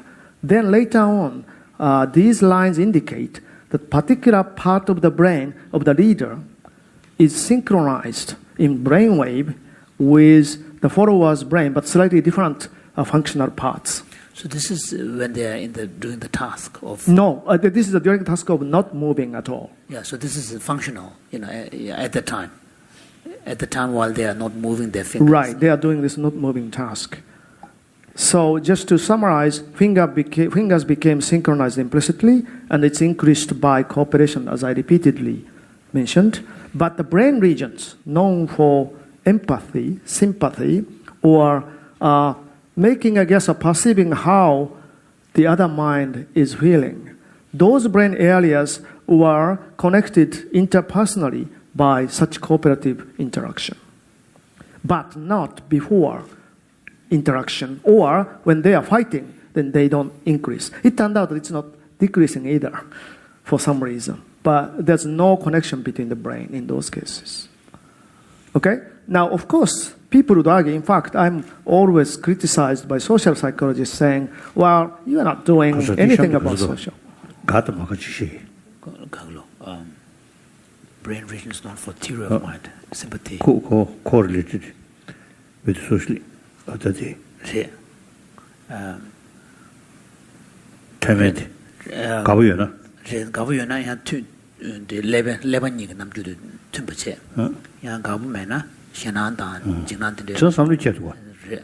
So wouldn't that be seen as a sort of effect from the conscious to the unconscious processes? Because if they like each other or if there is a fear element in the relationship, that affects the synchrony. That's a very sharp observation, because during the cooperation, of course, both are aware about what they are doing. And that may be, although we don't have data, but that may likely be the important condition for the later test. The later test itself, however, I would call implicit. Because they're trying not to move. The brain not to synchronize, but synchronize.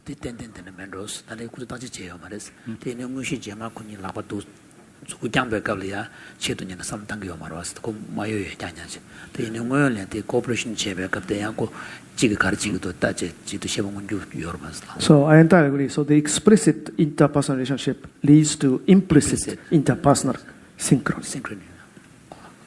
Okay, so I'm done. Just the implications. As you can see, there are lots of real-world implications, I believe, but I would like to focus on rather philosophical implications. And the point number one, there's this thing called mind-body dichotomy in the Western philosophy, especially after Descartes. Now, to me, it's already a nonsense facing my own data, because it seems to be artificially exaggerated. I showed you this iceberg icon many times, and there's this water level, and explicit and implicit minds were diverged between them. But both of my data, I believe, indicating that explicit mind is interacting vigorously with implicit mind, and the border is actually fluctuating. Now, meditation changes this borderline. It's an interesting question, I think. But either way, it's very much coupled. Now, if you look at the gaze data and the finger data, you should agree with me that when I talk about implicit mind, it's very much to do with somatic process, physiological process, biomechanical processes. So, implicit mind and body are actually not dissociable. If explicit mind and implicit mind are very, very connected, and implicit mind and body are very, very connected, then what is the point about mind-body dichotomy and exaggerating it? So that's my feeling. The second point, and this is probably hard to explain, but there's this thing called dualism difficulty in my mind, and I have to explain perhaps dualism first, but dualism usually says on top of the physical world existence, there's this existence of mental world of its own right, and it's independent of the physical world. Now, typically, the dualists say further and say you shouldn't eliminate the possibility that the mental event can cause the physical results. And indeed, honestly, Your Holiness, I found a similar sentence in your book. You said you should not eliminate the possibility, and eliminating it is typical in neuroscientists, but it's a dogmatic prejudice.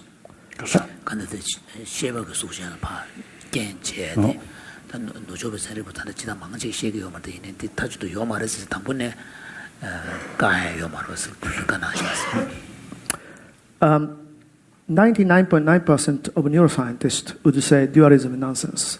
I'm not. Why?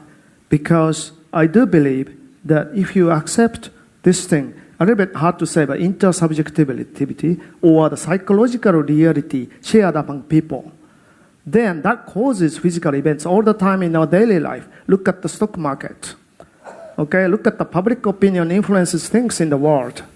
That's shared psychological reality. It's certainly not materialistic reality, but that psychological, once shared, going beyond single brain, influences physical world and social structure and stuff like that.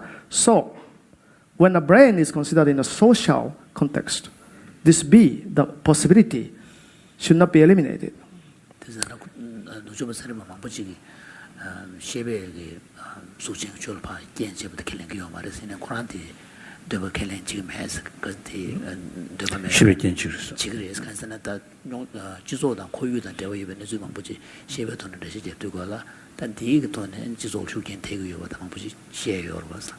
So due to the time limit, I think I skip this, but there's plenty of evidence in developmental psychology, acquiring of language, entrainment, and genesis of consciousness, etc.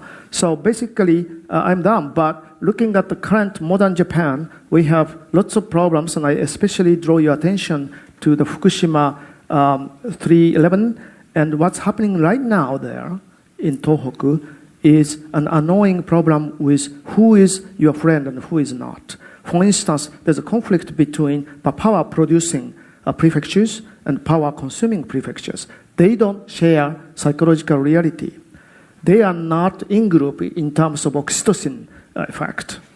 And there's a more microscopic discrimination across borders due to the political arbitrary selection, because with certain distance from the nuclear plant, you get financial compensation. Even if 1 meter outside of that borderline, you don't. And they suddenly, friends becoming, neighborhood friends suddenly becoming enemies. Okay? So facing these situations.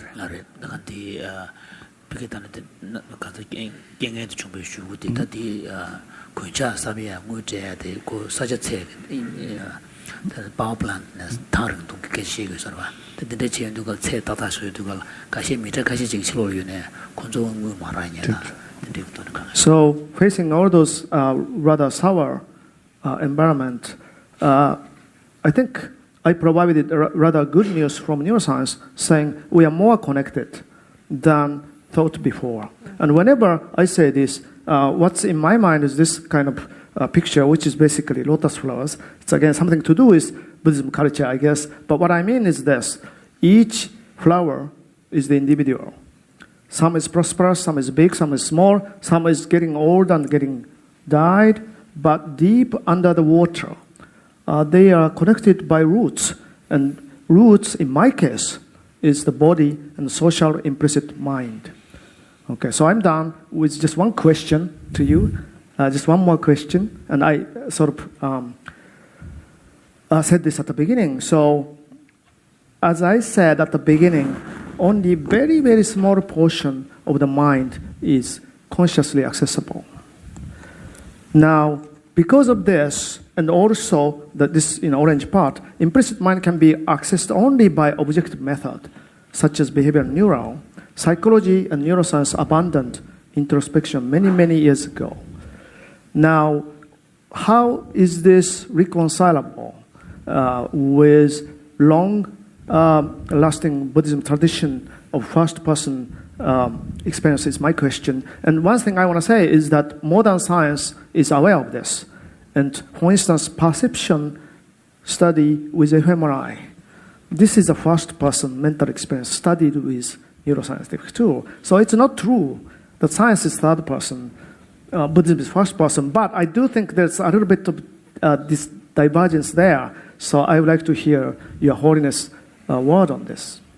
There is a two condition that that Kurang Shim Judan the Chebek and Dugola Yachik Shebek Rimabu, Chikadam, Mundu Cubek, the Chashi, the Yuj Mamache, the Mambuchi Lebe Chashi, Mambush, which the Mundu Kasa Kurang Mudu Majubek, Chachi de Goro, Jobush, which appeared to go to the Degotone. This is Jugalta.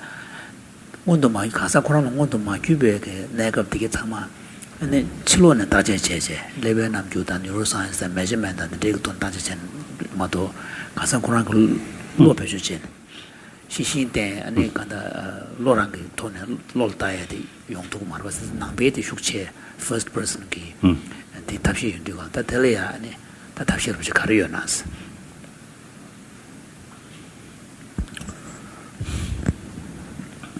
First, I want to ask one question. As yesterday I mentioned, some of my friends actually have the ability to concentrate. What's that? Single-pointedly. A single-pointed sort of object. Sometimes look at mind itself. So, without any distraction. Distraction. Can remain 3 hours, 4 hours. So, given that, as a neuroscientist, from the neuroscience point of view, is that something that the human beings are capable of? being able to stay focused without distraction for such a length of time? Science, in a lot of cases, are post-addictive, in my opinion. And we face the phenomenon and try to explain.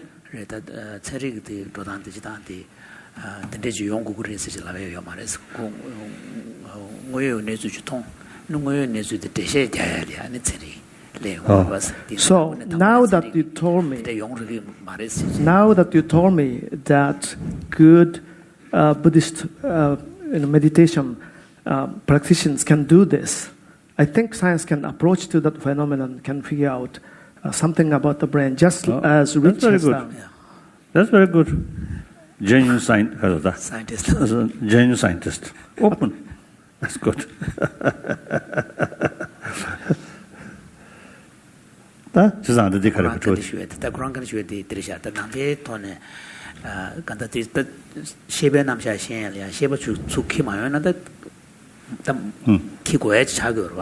기고에 저도 나베게 셰베 돌다제 제가 답시 숙체에 간다 지금 곰게 돈이 내도 로장제 아니 로로 따제 셰베 셰벌 따지 지고를 봐서 되는 다 군주심 주제도 배 돈에 레베 남샤 막 부슈지 레베 앞에는 솔롱 고미야지 가서 셰베도 좋아요 거 봐. 그래.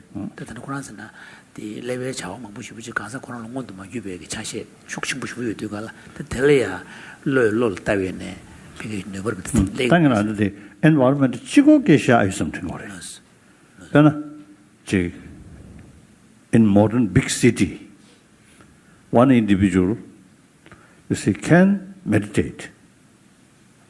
The environment same, but through training of mind, you see, without any disturbances. Environment chigo. So although we are susceptible to environment, but one can also override it. So there could be individuals who are not, who can consciously take a stand and develop this kind of, quiet mind, even in a busy city.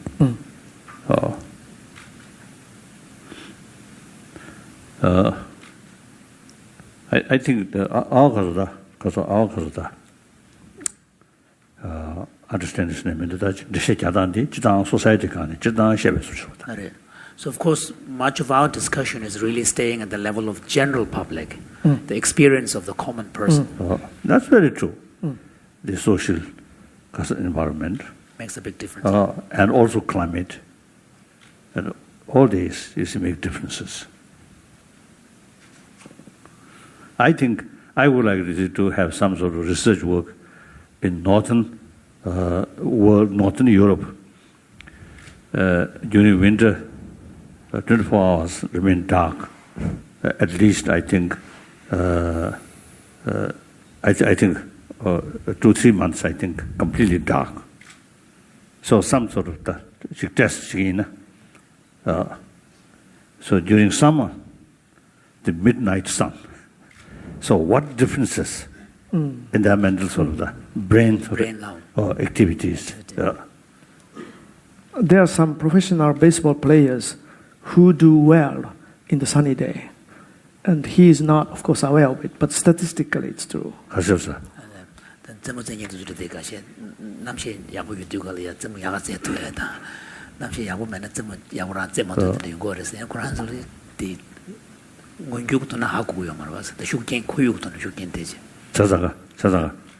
So how much sort of effect because of the brain level, the climate and dark and bright light.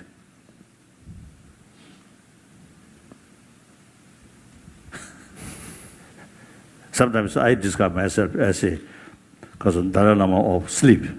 Sleep Dalai Lama. Sleeping Dalai Lama. Sleep. So I prefer, because of the long night, better.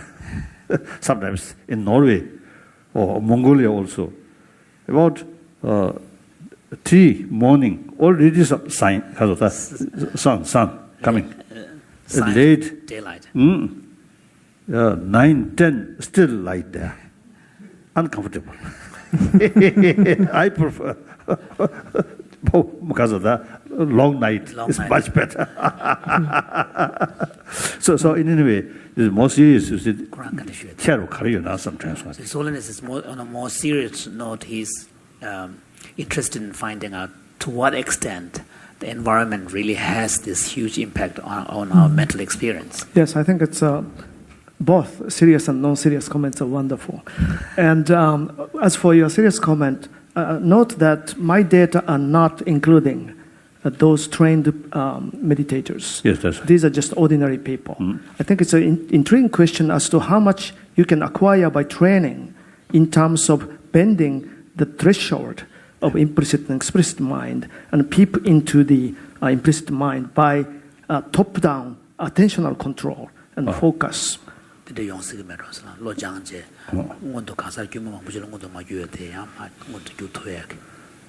Obviously, of course, through training, you see, you can increase the peace of mind. As a result, the 24 hours, your mental state completely relaxed.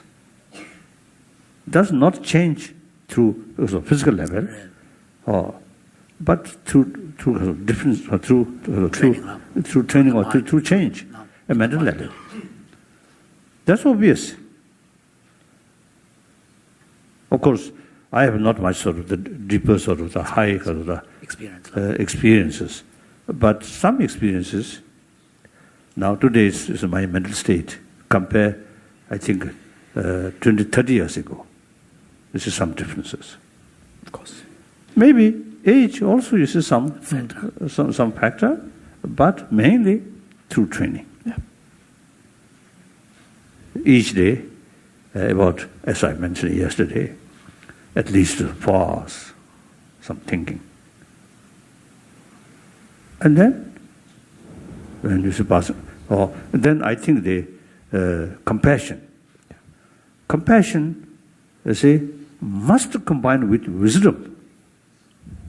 I think without wisdom, without intelligence, analytical sort of because of the thinking, then our compassion is biased, limited, and weak. Ordinary compassion is not universal compassion. Universal, that kind of compassion, even animal also have. The capacity. I think because flea, I don't know. Whether they have the ability to show affection to their companion. When they are made decision, maybe a little bit. Otherwise, I don't know.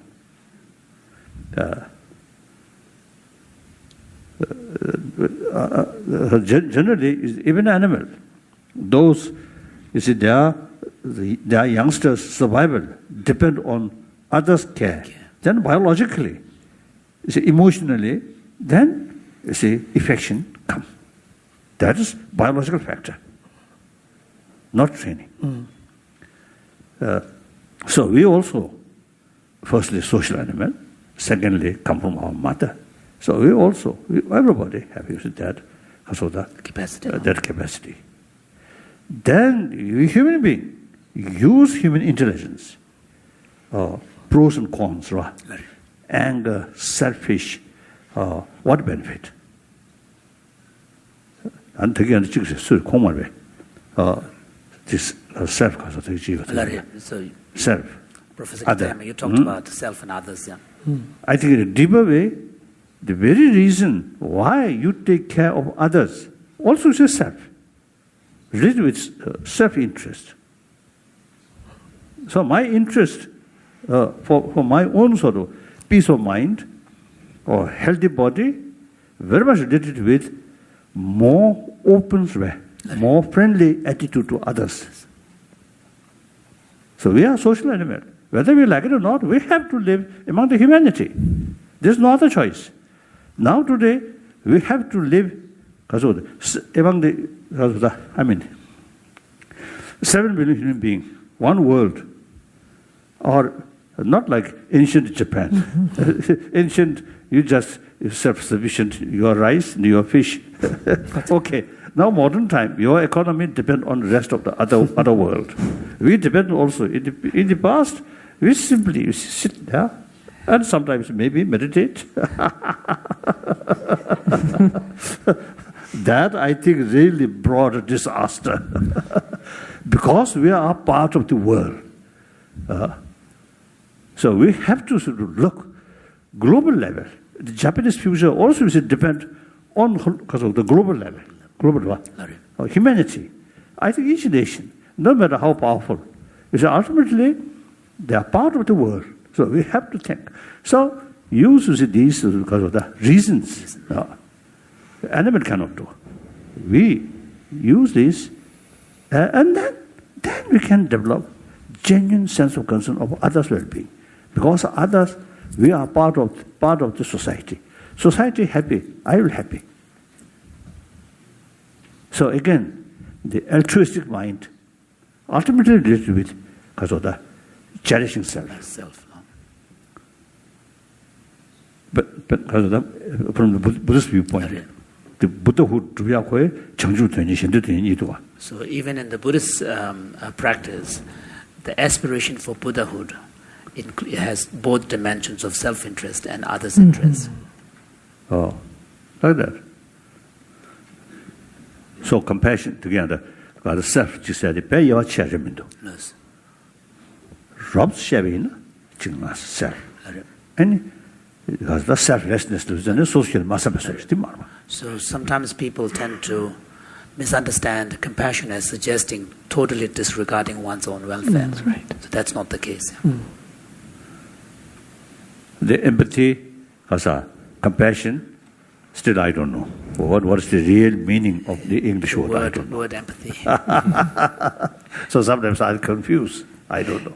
So, Your Holiness, it's actually pretty simple.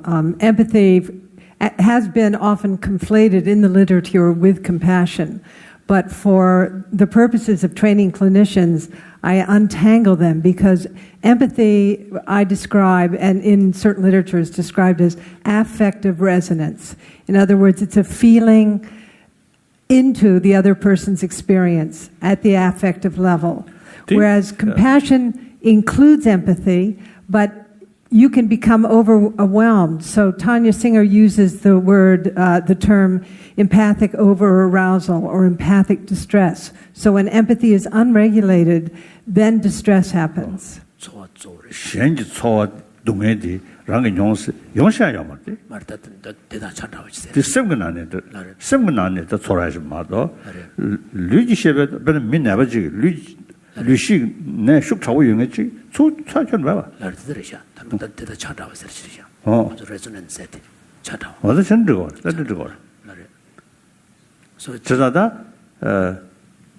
only said any English later, English Mongushodo.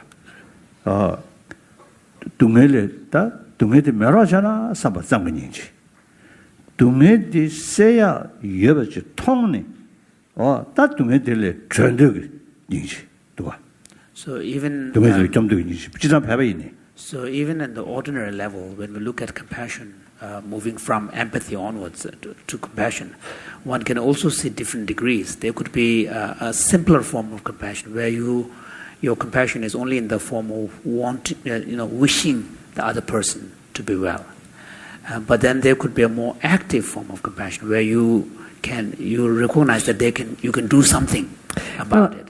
So actually, second level, you should have this sort of understanding. There is possibility to overcome that. To do something about it, yeah. But then you see some kind of stronger sense of sort of concern about their well-being, seeing some sort of possibility. Then action. That should really it comes more forcefully. Yeah. Mm-hmm. So wisdom. So here the wisdom. Intelligence. Insight. What I've done is characterize it as insight. Insight, yeah. Yeah. But, concern is not enough. And then I think for Buddhist practitioner, in the context of Buddhist practice, then of course, taking into account the the three levels of suffering, Right. that description becomes important. 둥해지 둥해, 교회 둥해, 두식 둥해. So you have the evident suffering, and then the suffering of change, and the suffering of conditioned existence. And 다가도 신기 life after life. that is the other way. And then you bring in Concept of- the concept of life after life. 다 only this life. And 둥해지 둥해, 짱짱 삼단데 전에 즉 가서 우버벨미야도 숙차요. Because if within the framework where you understand suffering only in the context of the evident acute suffering, Right. and then also if the framework is only this life, then sometimes Only one life. the perception of suffering can be overwhelming. 그 삼로 자체를 동로. 둥해 숨을 때. So whereas if you opened up the understanding of suffering on the three levels, then it sort of opens it up. Gives it a big horizon. Bigger horizon. Wonderful. 즉 우버벨미도 많이 나. So that also prevents a feeling of being overwhelmed. Yeah. Having that big horizon or that perspective of so-called many lifetimes. But in ordinary level also, I think when someone, some cases, some people approach to me and complain a lot of sort of sufferings or things. Then, because of that, that's also part of our practice. Firstly, you see, you should share your own problem with that person. Then that, you see, makes the person, not only myself, even Dalai Lama also a lot of suffering. However, you see, I'm thinking this is try to keep optimism. And share with this. So in spite of this difficult problem, that difficult sort of experience and situation, you should not lose your sort of the self-confidence. There's always possibility to overcome. So, think just oneself and then overwhelm. Think more. Then, So then there's immediate change, shift. I think we need to... So the question for the neuroscientist is did the change occur in brain first and then was experienced, or was the change in the experience in mental level first and then it changed the brain? I think it's a chain. Brain first, then there's a mental cause, and the mental cause is brain cause. It's chain, go back to...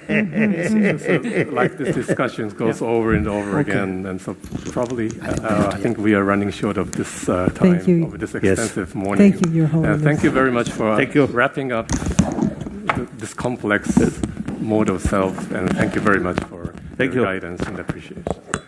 Wonderful, wonderful.